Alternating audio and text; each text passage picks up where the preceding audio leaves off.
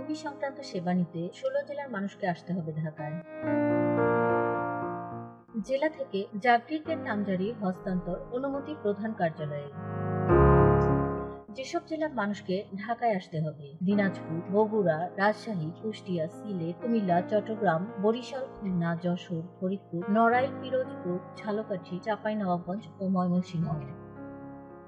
জাতীয় গৃহায়ণ কর্তৃপক্ষের বা জাগরিকয়ের ভূমির নামজারি হস্তান্তর, ঋণ, অনুমতি, যৌথ নির্মাণ, খণ্ডজমি বরাদ্দ ইত্যাদি সেবা নিতে এখন গ্রাহকদের আসতে হবে রাজধানী ঢাকার প্রধান কার্যালয়ে, যেটি আগে ১৬টি জেলা পর্যায় থেকে নিষ্পত্তি হতো। সম্প্রতি একটি অফিস আদেশে এ তথ্য জানিয়েছে সংস্থাটি। জাগরিকো বলছে, বিভিন্ন এলাকায় গ্রাহকদের হয়রানি বন্ধ করা হচ্ছে এমন অভিযোগের ভিত্তিতে এটি করা হয়েছে। অন্যদিকে গ্রাহকদের অভিযোগ, জাগরিকয়ের সেবা গ্রহণের হয়রানির ঘটনা বহুদিন ধরেই চলছে।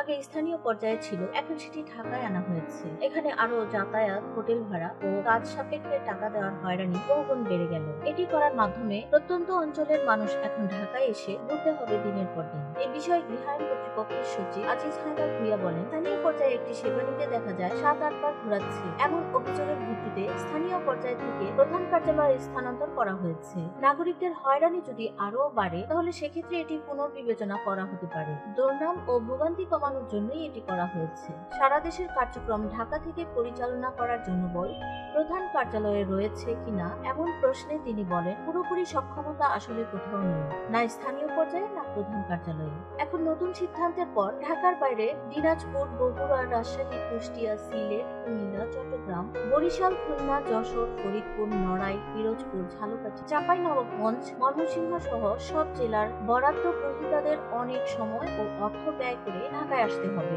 এর আগে ভূমি সংক্রান্ত সেবা সহজ করতে উদ্যোগ নেয় জাগরিকো। ২০১৯ সালের ১৪ মার্চ সংস্থাটির তৎকালীন পরিচালক মুকেশ চন্দ্র বিশ্বাস একটি অফিস আদেশ জারি করেন। সে আদেশে বলা হয়, সেবা সহজীকরণের সুবিধার্থে সব ধরনের জমি, প্লট, বাড়ি হস্তান্তর প্রথম মেয়াদে নির্বাহী প্রকৌশলীর কার্যালয় থেকে সমাধান করা হবে। এরপর থেকে এই ধরনের সেবাগুলো ঢাকা বিভাগীয় এবং জেলা পর্যায়ে থাকা নির্বাহী প্রকৌশলীর কার্যালয় থেকে দেওয়া হচ্ছিল। গত ২৮শে জানুয়ারি জাগরিকয়ের উপপরিচালক তায়েবুর রহমান আশিক স্বাক্ষরিত এক অফিস আদেশে এই কার্যক্রম প্রধান কার্যালয়ে নিয়ে আসা হয়। ওই অফিস আদেশে বলা হয়, বিভিন্ন সেবা গ্রহীতার আপত্তি থাকায় জনস্বার্থে নথিপত্রের জটিলতা পরিহার করতে সব নামজারি, হস্তান্তর, পুনর্নির্মাণ ও বন্ধক সংক্রান্ত কাজ জাগরিকয়ের প্রধান কার্যালয় থেকে অনুমোদন করা হবে। নতুন আদেশের ফলে দৈনন্দিন কাজের ক্ষেত্রে কিছুটা প্রশাসনিক জটিলতাও তৈরি হবে বলেও আশঙ্কা করছেন কর্মকর্তারা।